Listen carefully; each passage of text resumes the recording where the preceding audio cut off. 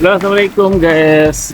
Kita lagi ada di Kota Ansong, mau jalan-jalan dan kita akan bercerita dan memberikan informasi kepada teman-teman ya, khususnya yang lagi sedang berjuang untuk proses ke Korea. Ini ada cerita dari temen aku yang baru 1 bulan di Korea, baru masuk ke Korea 1 bulan ya. Dia akan bercerita tentang bagaimana dia berproses untuk ke Korea dan ternyata ada kendala yang menurut aku sangat bagus untuk diberikan untuk teman-teman sebagai pembelajaran ya guys ya, sebagai pengalaman untuk teman-teman bisa bisa mengambil pelajaran dari cerita temen aku yang satu ini ya guys ya. Ini dia, tapi temen aku ini identitasnya tidak mau dipublikasikan, jadi nanti saya tidak tampilkan orangnya dan tidak saya sebutkan namanya, tapi teman-teman bisa mendengarkan aja cerita beliau yang pastinya akan sangat bermanfaat untuk teman-teman yang sedang berjuang untuk ke Korea. Ini ya, langsung aja kita suap-suap dengan temen aku yang satu ini ya guys. Kita mau lanjutin ngobrol bareng dengan Mas. Boleh tahu umur berapa Mas? Kalau sekarang berjalan tuh 21. 21. Ya. Oh, berarti kelahiran tahun?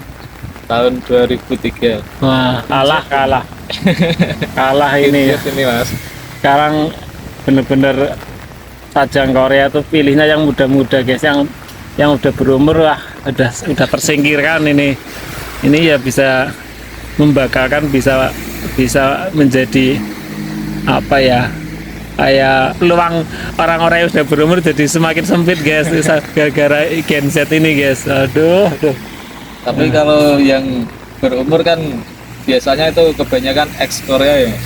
Iya, ex Korea juga sekarang susah kesini, soalnya ya mungkin Sajang Korea itu melihatnya kalau X itu ya orangnya udah paham tentang seluk-beluk kerjaan di sini, tentang sistem gaji di Korea gimana, kan udah paham. Banyak kan mereka gampang di panas-panasi sama temen lah. Iya. Tapi kalau yang muda-muda kan enggak.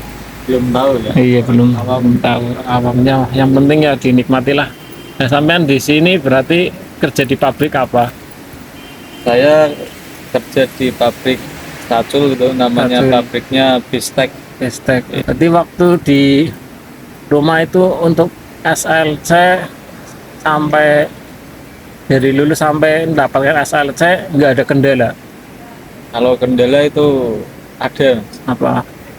Kalau saya itu kendalanya kan kebetulan itu habis dapat SLT kan medical check up itu, yaitu divonis penyakit hepatitis. Astagfirullahaladzim. Ya, Itu jadi kan susah banget itu ya, hepatitis. hepatitis itu kan katanya sudah peluangnya sedikit. Iya.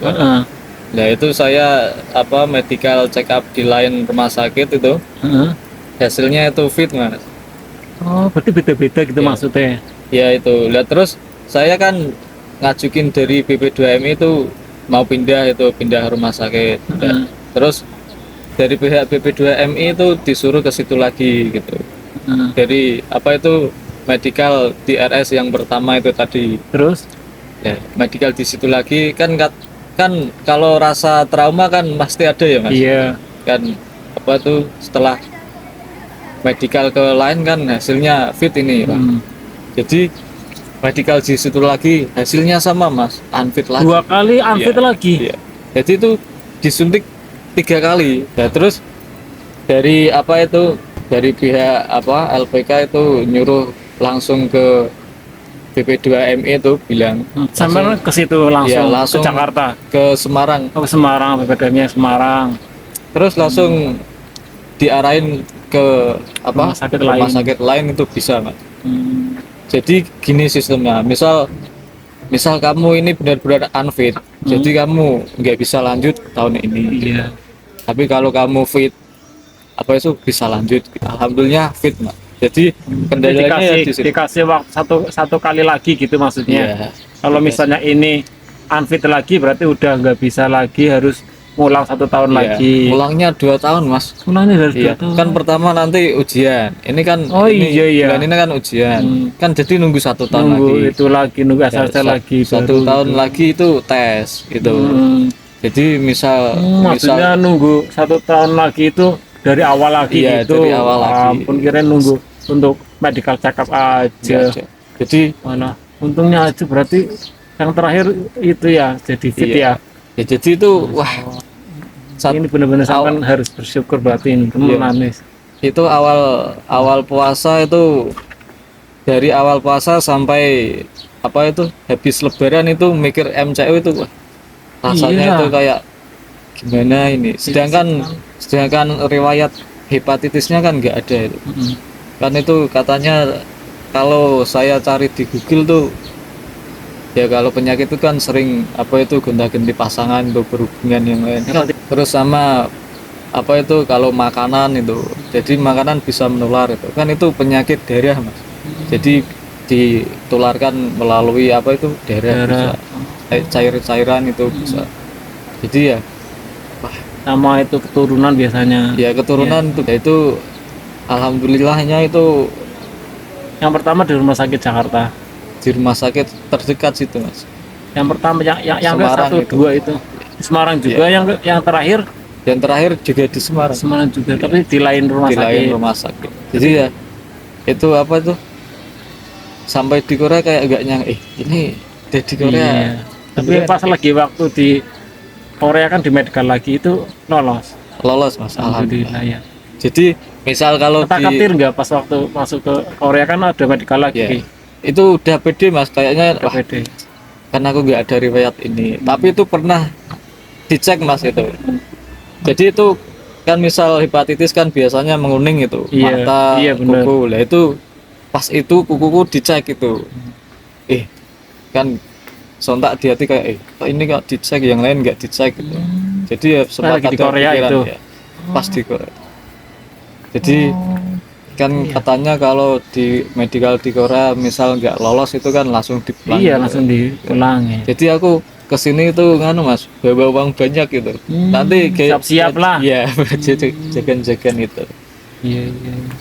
Iya, Enggak, tadi kalau sampean berarti ada riwayat yang seperti itu ya. Kalau di Korea kan setiap tahunnya kan pasti ada medical. Ya, sampean harus begitu, harus dari mulai sekarang hepatitis itu menurut aku ya harusnya ya menurut aku hepatitis itu bisa dihilangkan dengan apa, sampai mulai dari sekarang untuk bisa menghilangkan itu. Iya. Obat apa dengan makanan apa, mulai dari sekarang. Karena di Korea kayak gitu 1 tahun pasti di medical sekarang kan muncul gitu loh. iya. Karena kan waktu kesini juga dites bukunya sendiri kan, itu kan berarti kan kayak semacam ada kebimbangan dari dokter sininya. Kebimbangan ini mungkin kayak semacam hepatitis apa bukan, mungkin kayak gitu. Tapi itu apa namanya, Mas? Kadarnya itu kan dinyatakan reaktif kan misal 1,00 iya, jadi itu. 1000 itu. Nah, kemarin itu kadarku kan di bawahnya itu. Jadi jauh itu. Nah, jadinya saya bingung itu.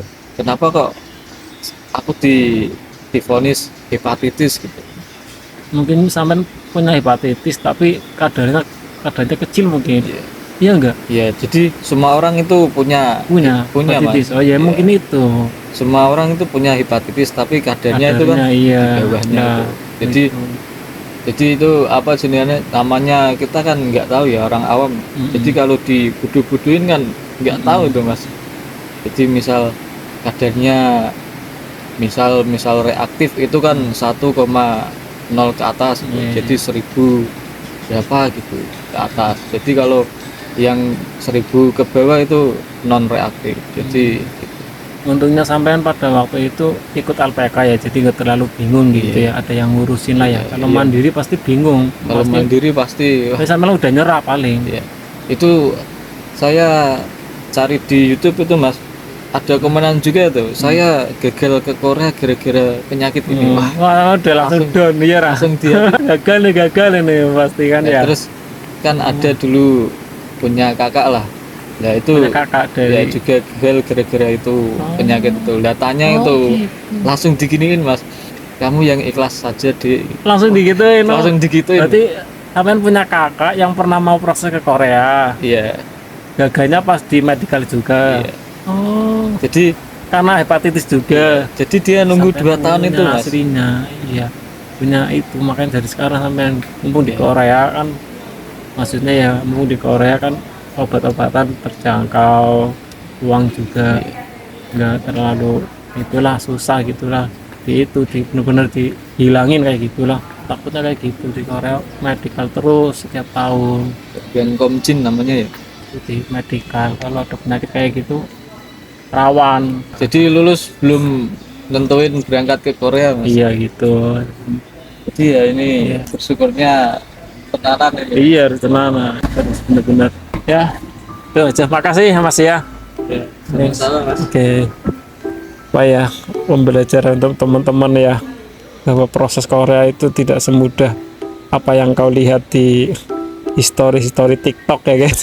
Ya sesuai profil TikTok.